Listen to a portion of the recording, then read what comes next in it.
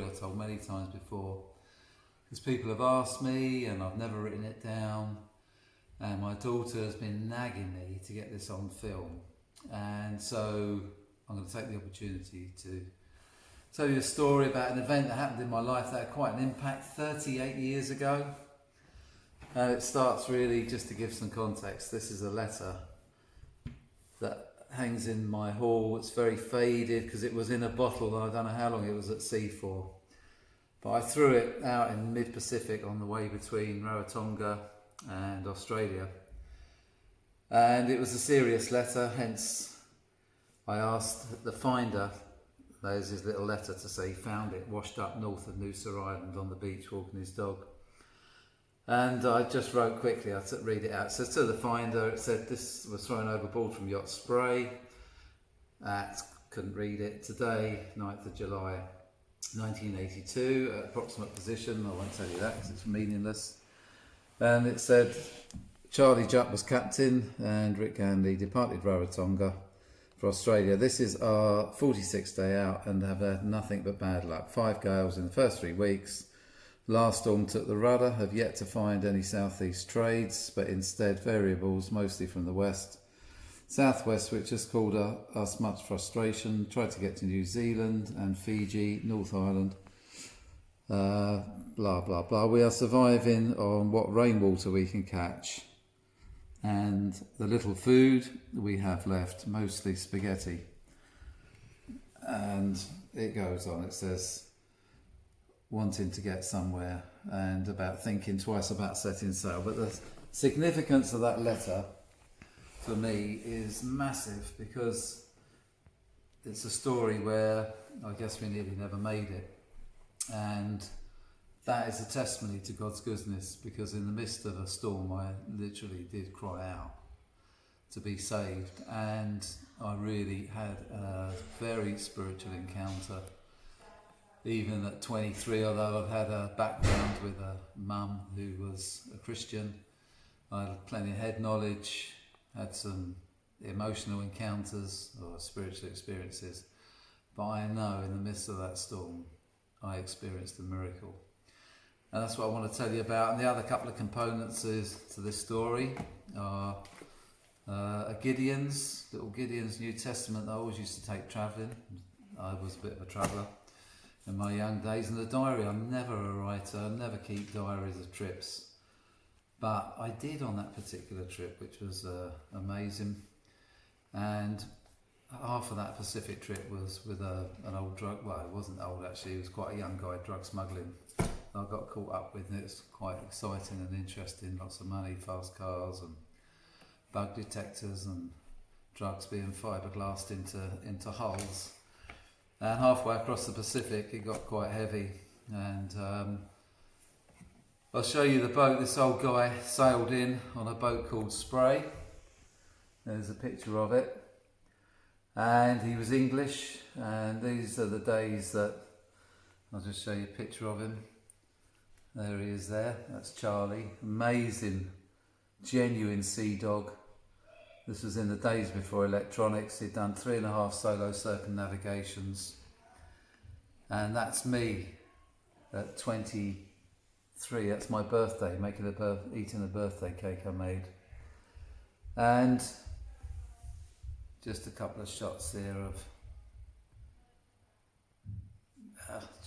I'll show you some as we go on. But Charlie was an amazing character, and he wouldn't take me at first. I went over and met him and said, look, any chance? I said, I'm on a very bad boat, can you get me to Australia on yours? And he said, look, I'm sure you're a nice guy, he said, but basically it's a long way, 3,000 miles. You're going to tell me your life story, I'll tell you mine. Things happen at sea, which I did appreciate after having done a long passage or so before. And so I accepted that, but I did ask him, I said, who built your boat?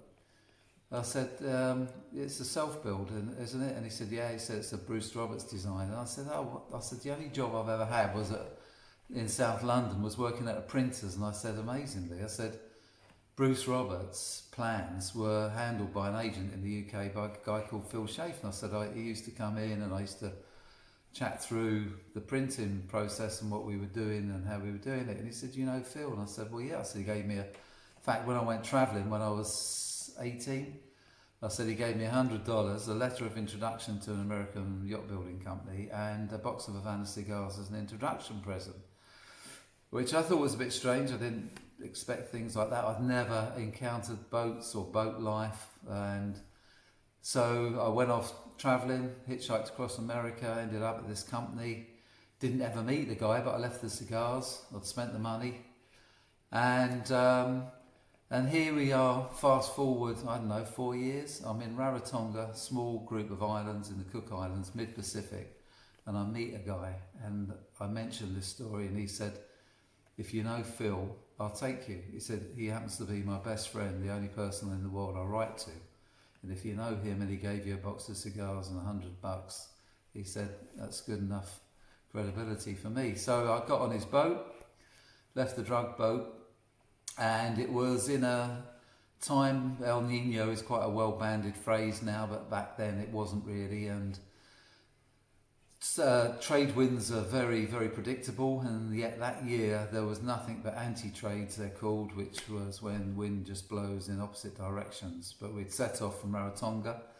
He had no money, I had no money, and he'd got some very scant supplies on board. And he'd cooked some rice when I first joined him, and it smelled so bad and so full of weevils. I bought my own. I actually got enough money to buy a small sack of rice, and that soon went, and we ended up eating weevils, and I'll tell you a bit more about that. But we set off, and I even tripped on the anchor about 2 days out and through the most boats, yachts carry fishing tackle boxes, and I tripped and threw the flipping thing overboard, so that caused me major problem. And later on we were literally making lures out of carpet and a few old hooks we found, and spearing fish.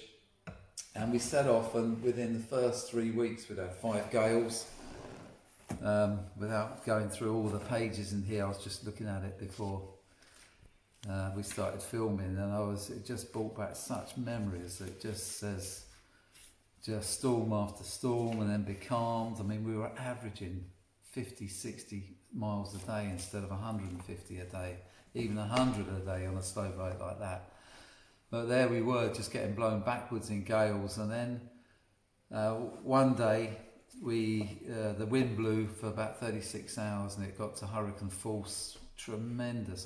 In fact, I've sailed the Atlantic about 11, 12 times now and been through plenty of gales and storms, but nothing has ever come close to what I encountered on this specific trip, where the waves were, without exaggeration, probably 60, 70, maybe more feet.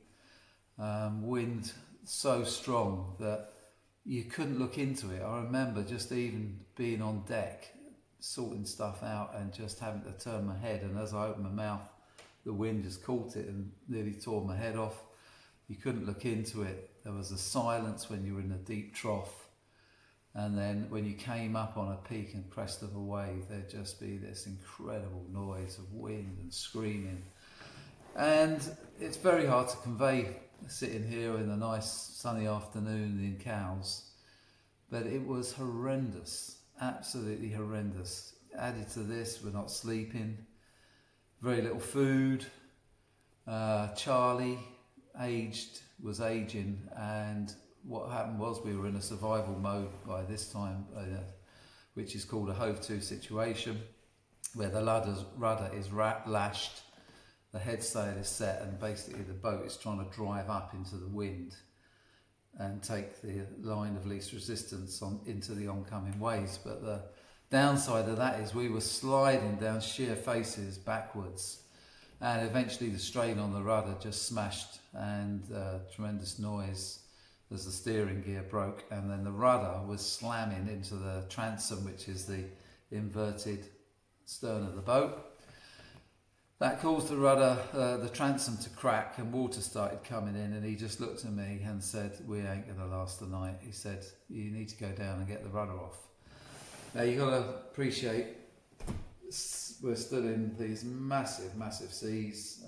He was serious. I just knew It was a very surreal experience. I knew I had to go and do something. It was just the two of us. He couldn't swim anyway. And I tied a rope around me, just an old jumper on me. We had no wet weather gear. There's a picture there. I wouldn't even cross the Solent now. We had no radio, no life raft. We had one set of wet weather gear between us. I had no sea boots.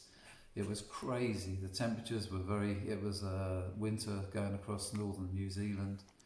Very cold. And into that I jumped and saw it was just a hopeless situation. Because he built the boat, he told me exactly what happened. There was a flange with 4 bolts holding the top of the rudder, and the rudder went into a stock. And he said, what's happened is 3 of the bolts must have sheared or gone. And he said, it's just hanging on one. And he was exactly right. I got up underneath the boat, no goggles or anything, but just felt this nut had come off. And I came straight up. I was like a rag doll just being pulled at the length of this rope, and he had to pull me in. And I got back on deck and I just said, there's no way that's coming off. And I knew that it was an impossible situation. We were just side onto the waves at this time, getting hammered. And I pulled myself into my bunk and strapped myself in as a lee sheet, and the boat was just blitzed. It was a mess. Things were broken. There was just loose stuff everywhere, loose gear. And I pulled this is the very little Gideons I had with me. And I was flicking through. I mean, I can't even read the print now. I know the verse off by heart. I'm going to read you, but it was as if, is all I can say, something happened when I read this, and I'm flicking through it. I was shaking. I remember back. I was cold, and it says this. It says, "Don't worry." No, sorry, that's Philippians. It says, first of all, I read this one. It says, "Even when we are weak and faithless, He will remain faithful to you, for He does not disown you who are part of Him." And something just grabbed my heart, and I flicked through, and suddenly, I don't know, I can't explain it. It's pointless to explain. It's all I know. It's a very surreal, supernatural experience. Then I read this. It said, "Don't worry about anything. Instead, pray about everything." And God, I've got to put my glasses on there to read this one. Angie's glasses. Yeah, don't worry about anything. Instead, pray about everything. Tell God your needs, and don't forget to thank Him for His answers. If you do this, you'll experience God's peace, which is far more wonderful than the human mind can understand.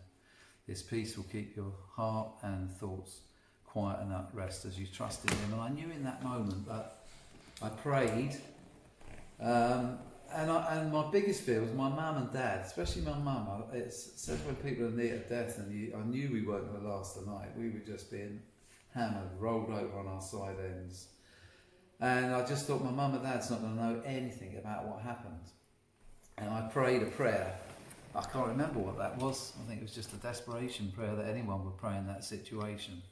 But I fell asleep, which is an amazing thing in itself, because we hadn't slept. It was just so rough, and I fell asleep, and he woke me up at dawn, and somehow in the night he'd cut some new bolts. He had a little workshop up in the bow. The boat was only 40 foot, and he said, "Look, you've got to go down again and get these bolts in, or get that bolt off." He said, "We've lasted the night." He looked shattered.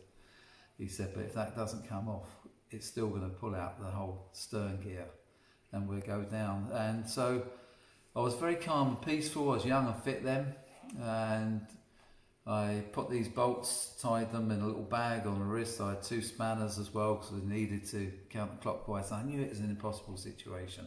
I didn't think I could do it, but I didn't want to tell him that. But I got under the boat, and miracle of miracles, a nut had come off in the night. And within 10 minutes, I'd managed, and a couple of dives, I'd managed to pull the rudder off, get it up. That alleviated all the stress on the crack. The water's slowed right down coming in. And we carried on. And that was a major part of the story. But it was another 6 weeks. It was 70 days. It was a trip that was supposed to take maybe absolutely 30 tops. 3 weeks. I'd rung my mum when we left for Rarotonga and said I'd probably be about 3 weeks, 4 weeks max, 6 weeks. I said, something's happened. And so 10 weeks we were still out there. And during that time, we'd run out of food, run out of water, but amazingly, I was going to show you some pictures, amazingly, the rain, when it was tropical downpours, was so much that we were able to fill tanks. And then food was just a miracle. The way one day squid hit the sails, a whole shoulder squid, and we managed to have calamari. Another day, we'd have flying fish, big ones like this, hit the deck. In fact, this particular morning when I took that photograph, it was calm, and these two fish had come up and just started veering, and next thing we know they hit the sails, and we had one of those each. And somewhere here, I think I've got another day I lured the fish in. These Dorado, they're beautiful fish to eat. They'd come in the shade of the boat, and Charlie twice managed to spear two in the head. And that's how we kept going. And it was a big lesson actually that stuck with me for life, on how little we can exist on. It's not how much we get in life, it's how little we actually need to exist. And I just felt, despite never wanting to have to go through that again, it was the greatest experience. In fact, someone had related it in a song. They wrote a song about that story actually, that said, when your worst day, your worst possible experience can in an instant change into your greatest testimony and greatest experience. And that was an experience I wouldn't trade for anything. When I look back, I think it's defined the way I've gone in life. It's given me interestingly, Charlie, when we got to land eventually, we were exhausted, shattered. He never went to sea again. He was a single-hander, and he said, I would never have made that on my own. He said, the fact that I nearly never took you, he said, I wouldn't have survived on my own. That's not saying I was special, but you needed two people. That's where single-handers get stuck, and it was certainly things we never expected. I've never encountered anything like that. I had to deal with a lot of stuff at sea as a skipper, but never encountered anything to that magnitude. And really sending this letter, which I sent out, because I really thought we were never going to make it. Despite the rudder experience, we were just thwarted by headwinds. The further we were going west, even after I read in my diary there, after 33 days, we considered turning back and heading back to Rarotonga, because the winds were easterly, which would have taken us back to Rarotonga, instead of just battling constantly day after day and trying to get somewhere where we weren't getting to. And so when I sent that letter out, it was a serious letter, because I just realised that I really was convinced we weren't going to make it, and I wanted my mum to know, and that was my only chance of her finding out. And then when I got that sent to me, I think that was nearly a year later I received that. I knew God again had whispered to me, he said, even if you hadn't have made it, your mum would have known what happened to you. And it set me on a course. I'm not saying I lived a perfect life, far from it from that moment, but it absolutely set me on a course of finding out who Jesus was, who came and met his disciples in a storm. It's interesting how much of Jesus's mission and discipling those guys was spent on the Sea of Galilee. They learnt their greatest experiences. They had the revelation of who Jesus was when they said, who is this man who can even speak to the waves and calm them? And whilst my waves weren't calm physically like they were then, like when Jesus, what had happened was he just calmed the storm in my life at that moment. It was absolute perfect peace and calm, and I had an unreal assurance that it was going to be all right. Even if I died in those next hours, I just knew everything was going to be all right. And that is, I guess, the essence of this story of Jesus meeting you in the storm. We're actually in the old coronavirus era at the moment. I'm telling this, and there's a lot of uncertainty. People are posting stuff, and I know a lot of people are wondering what life's about because we've never experienced anything such as this. But that's my testimony, that whatever it is you're going through, there's nothing in this life that Jesus can't come into. If you're experiencing a genuine storm and a turmoil, that he can't reach into and bring a genuine peace. It's not a peace and quiet, finding a quiet spot in the garden or a quiet nice beach to sit on. It's a peace that's deep, that transcends, just like Philippians says there, human understanding. I can't explain it, but it's real, it's genuine, and if you reach out to God like I did that time, I just know He'll come. And that's part of my story, and I hope you just find a bit of encouragement from that. All right?